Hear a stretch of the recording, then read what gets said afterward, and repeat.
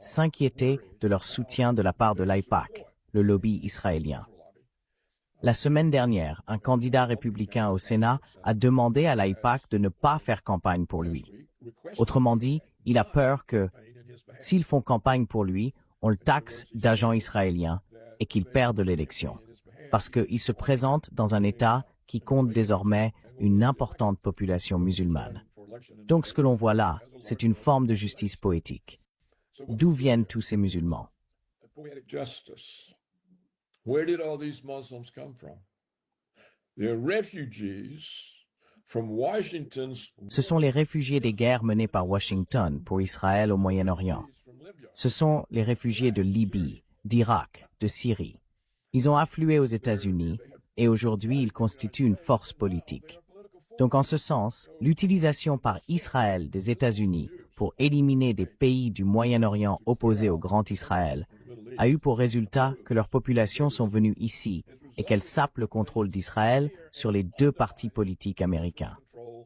Un parti prend ses distances et nous avons désormais des candidats républicains qui disent « Hey, l'AIPAC, ne faites pas campagne pour moi, je vais perdre l'élection. » Si je soulève ce point, Nima, c'est pour vous montrer que la capacité des États-Unis à continuer d'intervenir au nom d'Israël pourrait être de courte durée et prendre fin. That could be short and coming to an end. It could be more difficult. Cela pourrait être plus difficile, d'autant que Trump a déjà essuyé une défaite face à l'Iran.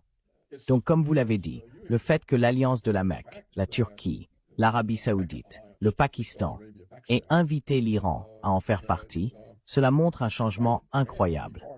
Cela montre que l'Arabie saoudite veut apparemment sortir du conflit au Yémen, parce que le Yémen est un allié de l'Iran.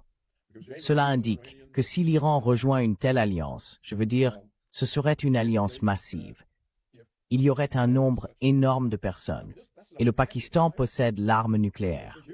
La Turquie a une véritable armée. Les Israéliens ne feraient pas le poids face à cette alliance. Ils ne feraient le poids face à aucun des pays qui la composent.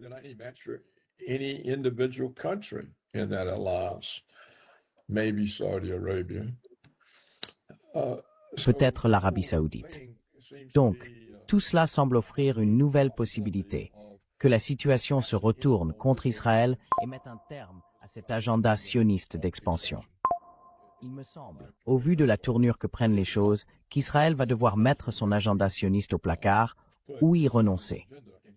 Il est simplement difficile de savoir lequel des deux. Avec 3 scrutins prévus dans les prochains mois, nous y verrons un peu plus clair. Nous verrons comment les Israéliens perçoivent tout cela.